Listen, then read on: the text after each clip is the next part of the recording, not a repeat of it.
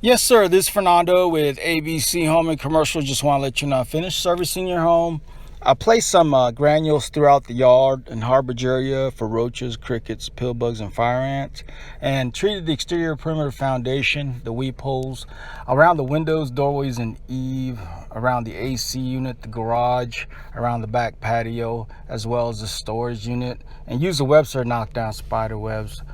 No activity as far as wasps underneath the eaves, and the 4 rodent stations, pretty much no activity there as well. I cleaned them out and applied new rodent bait. The 9 termite monitors, I inspected all of them. There's no visible sign of termite activity. Just replaced 1 wooden stake and 1 cardboard disc. You are good to go. I will send you that short survey. That one question pertains to me if you're satisfied with the service I provided today. I also took photos of the service I've done. You can click on it to view it if you like. Have a wonderful day.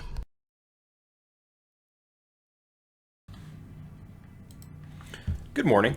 This is Alan Brown, manager of the bedbug department here at ABC. I hope all of you are having a nice breakfast right now while we're watching this video of several thousand bedbugs underneath a mattress. Let's talk a little bit about how we do bedbug treatments here at ABC. All right, starting out near the trailer, here's a typical setup. We've got a couple of propane tanks.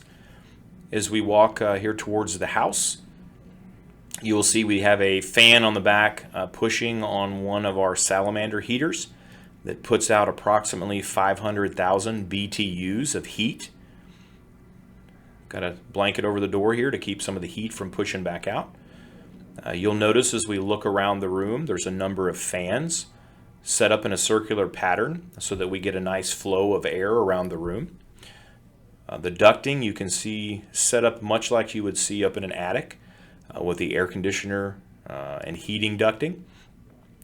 Again, we have fans and there's splits in the ducting so that we can disperse that heat into each additional or individual room.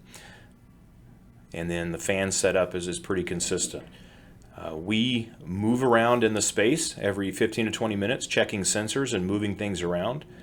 And here is the same area underneath that mattress and wooden frame where we had thousands of bed bugs earlier. As you can see now, we've been underway for a while with the heat at 140 degrees, and doesn't appear to be anything moving at this point. We do some chemical treatment at the end, but the vast majority of our treatments are performed with heat, and the product treatment is more of an afterthought and a residual to try to make sure that we didn't miss anything. All right, for those of you that aren't creeped out yet, here's a little more up-close view of the bed bugs. The black is all the fecal material that's all over this comforter, and somebody's sleeping in that every night. So have a nice day, and hope you don't get bed bugs.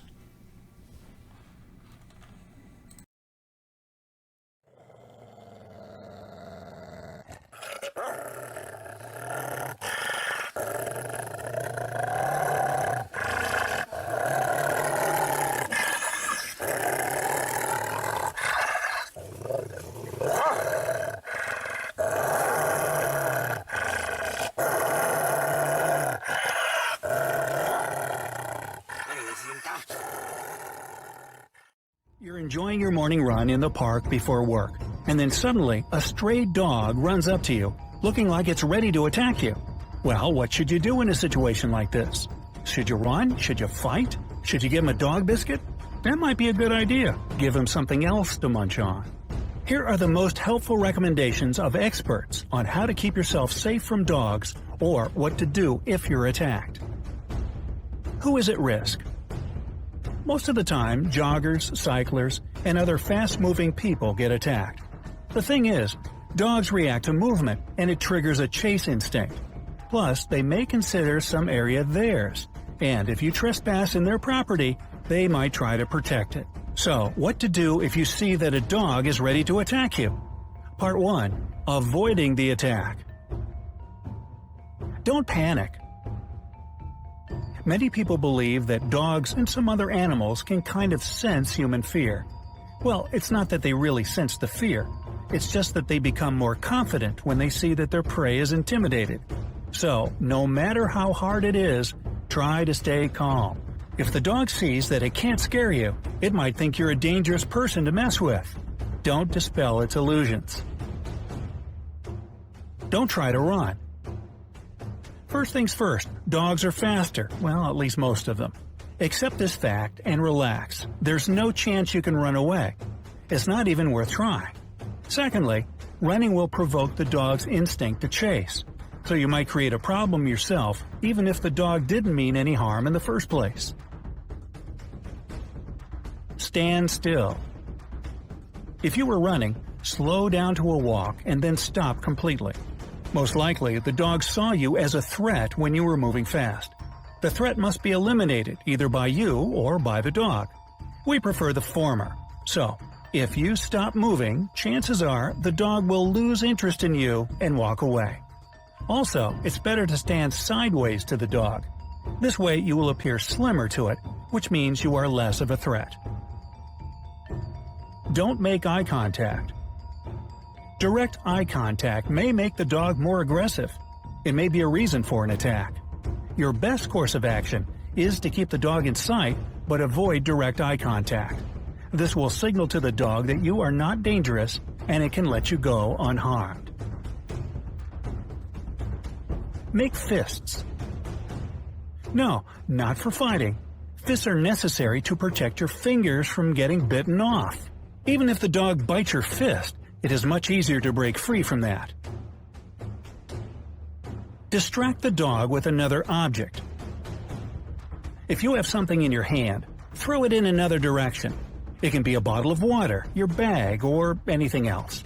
If you have nothing you are ready to throw away, pretend that you are picking something up from the ground and throw it far away. After all, dogs are very playful animals. Maybe this one wasn't attacking you, but trying to attract your attention. All kidding aside, distracting the dog might give you the necessary time to escape. Command the dog to back away. If the dog doesn't want things to go nicely, you have no choice but to be rough too. Tell it in a firm voice, no, or back away. Make sure you sound confident and strong. If you sound like a 5-year-old child, which is forgivable in this situation, the dog will sense it, and you will be in even bigger danger. But what if you couldn't avoid the attack? What should you do to get as little damage as possible? Part 2. Defending yourself. Fight back. If the dog starts biting you even after you have demonstrated all your negotiation skills, you'll have to do all it takes to protect yourself. Try to hit the dog in the nose, in the throat, or the back of the head. A good smack might give you the time to escape. Yell for help. Dogs can kill, you must realize that. So it's perfectly okay to ask for help. Maybe somebody will hear you and help you get rid of the dog. Protect your face and neck. Whatever it takes, don't let the dog get to your vital parts, your neck or your face. If you do, you won't be able to protect yourself anymore. Try to put something between you and the dog, like that mailman over there. Anyways, use your weight to press the dog against the ground. Its only weapon is its mouth full of teeth. Try to avoid that end. If you manage to keep safe from that, you will win the fight. Your goal is to immobilize the head. You can do that by pressing the dog's neck. Okay, let's say that you show the dog who is boss, it gets scared and runs away. What should you do after? Part 3. After the attack. See a doctor. Even the smallest wound may be an open door for an infection. Use water to wash the wound and a bandage to stop the bleeding. See a doctor even if you don't think you should. The dog might be rabid, so a series of shots might be necessary. Report the dog. Call the authorities and inform them about the accident. Describe everything you can remember.